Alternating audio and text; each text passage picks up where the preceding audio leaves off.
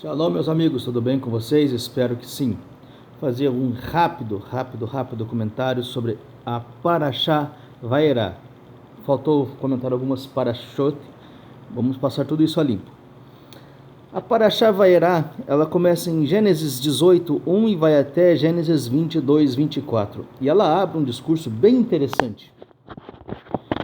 A Parashá Vaierá começa dizendo que apareceu o Eterno nos carvalhais de Manre para Abraão, estando ele assentado à porta da sua tenda. E as traduções em português colocam aqui, no calor do dia. Existe uma palavra aqui, uma expressão em hebraico, escrito Kehom Hayom. Essa Kehom, na verdade, não significa no calor, mas como o calor. Imediatamente, o Eterno aparece a Abraão como o calor do dia.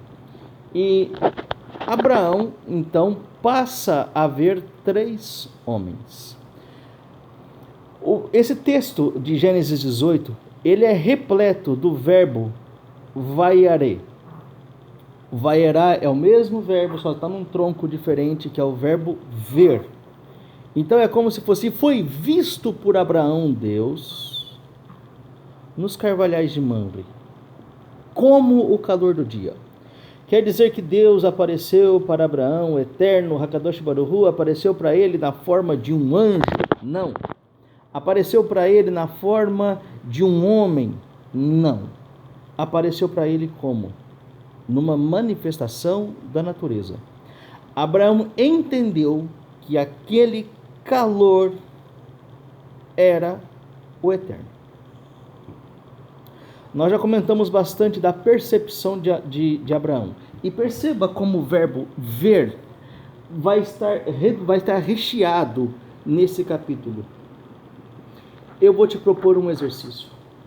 Imagina que você chega no alto de uma montanha e com você tem uma pessoa cega e você olha todo o vale, coisa mais linda. Descreve para o cego o que você está vendo, porque para ele não mudou nada. Ele está no alto da montanha, talvez ele está sentindo um pouco de dificuldade em respirar pelo ar rarefeito. Agora explica para ele, você está contemplando, maravilhado. Explica para o cego o que está acontecendo ali. Você levou um surdo para uma ópera, para a sinfonia, nona sinfonia de Beethoven, e você está maravilhado. Explica para o surdo o que você está ouvindo, porque para ele não mudou nada. Ele está vendo só um monte de gente fazendo mímicas, gestos, mas ele não está ouvindo. Óbvio, ele é surdo. O que isso tem a ver com essa parashá? A parashá nos está mostrando que Abraão tinha uma visão diferente. Entenda uma coisa, esses 3 homens que aparecem para Abraão são chamados de anjos, mas também são chamados de homens. Para o pensamento semita, qualquer força, qualquer impacto, qualquer evento da natureza, qualquer pessoa que transmita uma mensagem divina é um mensageiro, portanto é um anjo. O raio, o trovão, o vento, o calor, qualquer coisa. Veja, Abraão está entendendo o Eterno pela natureza. Quando a gente fala o nome, eu já falei isso, acho que em algum vídeo anterior. A palavra criador em hebraico, boré, se escreve com bet, vav, resh, aleph, boré. Quando você separa bo e re, você tem outros 2 verbos. O verbo bo vem e o verbo re vê. Então, quando eu falo Criador, eu também tenho um convite para você. Venha e veja. Vem e vê. Vem, contemple a natureza. Contemple a criação e você enxerga o Criador. É estranho falarmos isso. Eu citei o caso do cego, porque nós percebemos o mundo através dos nossos 5 sentidos básicos: visão, audição, olfato, paladar e tato. Nós tendemos a achar que as coisas que nós não vemos, não ouvimos, não cheiramos, não tocamos, não degustamos, não existe. Porém, existe ainda um outro sentido, uma outra porta de comunicação com o mundo. As pessoas chamaram isso de o sexto sentido. Eu chamo de espiritualidade. É a espiritualidade que te conecta com outras realidades. As pessoas que se ascenderam para os mundos espirituais, ao chegar lá, viram coisas que lá existem e aqui não existem.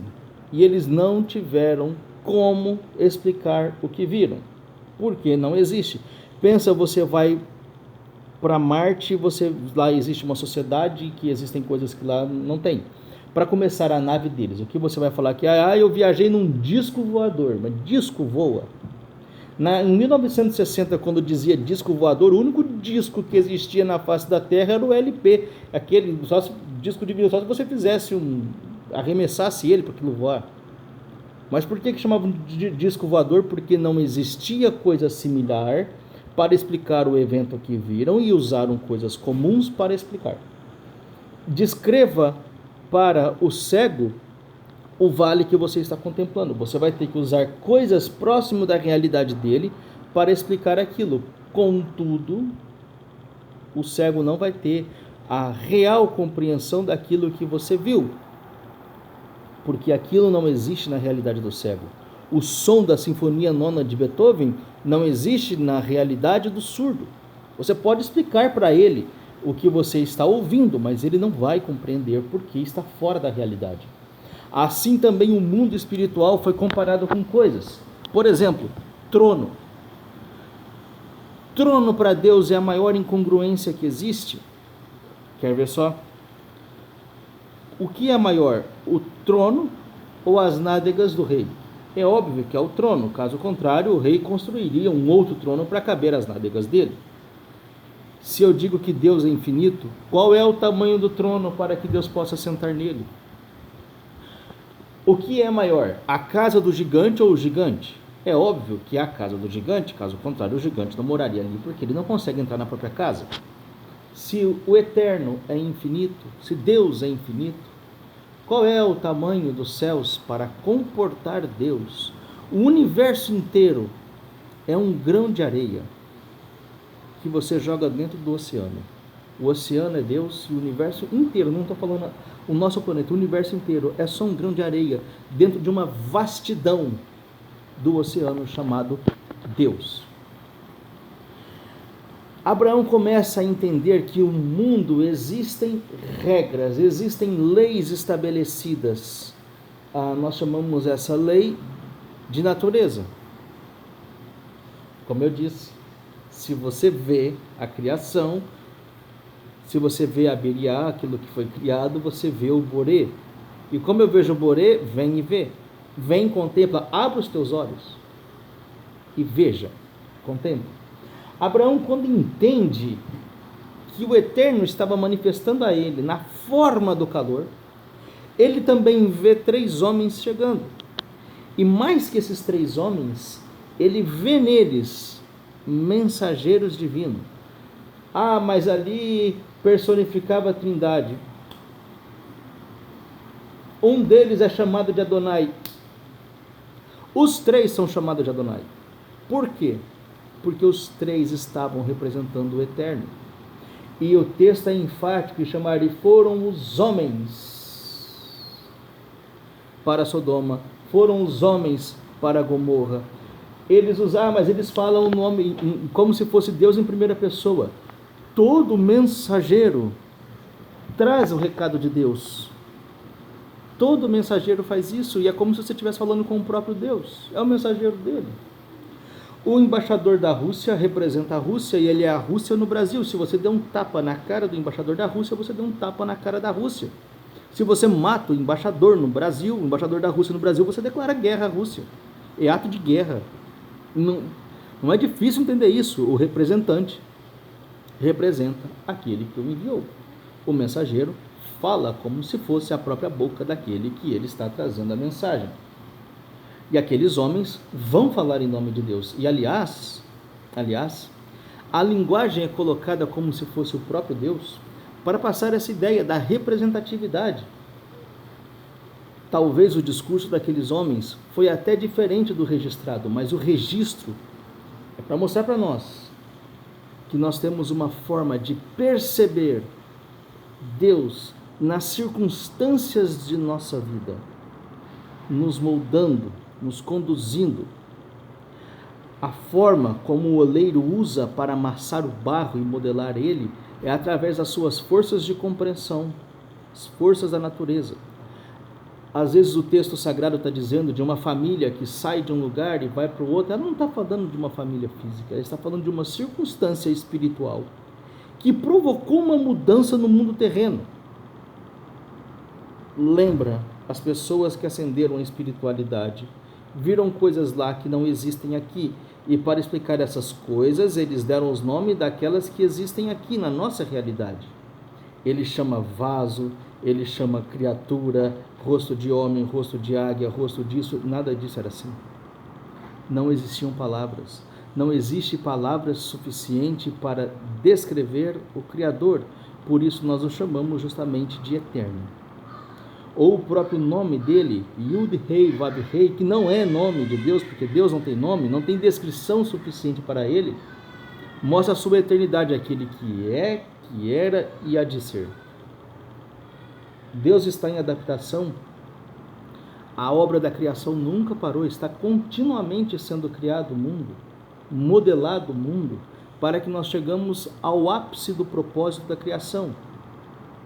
Quando nós nos enxergarmos como irmãos e irmãs de sangue, vivermos como uma grande família, nesse dia, o nome do Senhor será um, e o Eterno será um, como dizia o seu antigo profeta. E é nesse sentido que a Paraxá ainda vai encaminhar para a sua finalização, quando diz o propósito que o Eterno chama a Avraham Avinu, que chama Abraão para instituir dele uma nação de preceitos éticos. Quando o Eterno vai destruir Sodoma, ele vai colocar aqui, deixa eu pegar para vocês o texto rapidinho, em Gênesis 18 ainda. Vamos pegar aqui, vamos ler junto.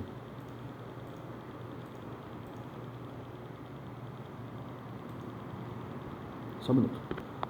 Aqui, Gênesis 18, 17. E disse o Eterno: ocultarei eu a Abraão o que faço?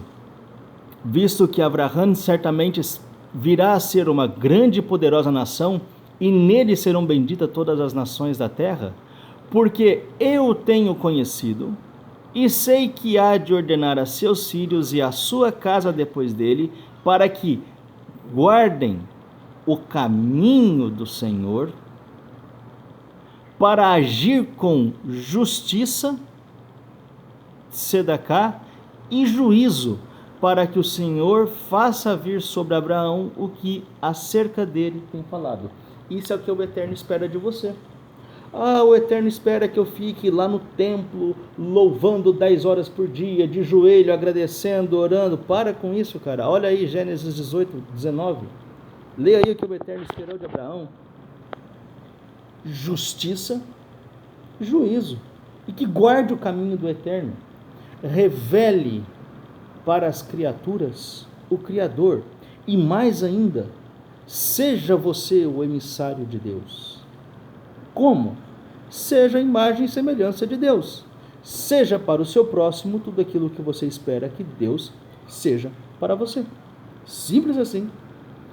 Dessa forma, sua boca também será a boca de Deus, como aqueles 3 homens falavam como se fossem o próprio Deus.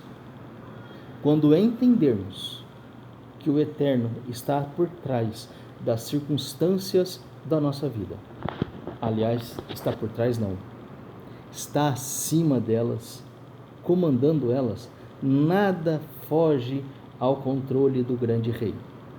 Essa é a mensagem que nós temos aqui para esse estudo da Paraxá Vaerá. Que Hashem vos abençoe.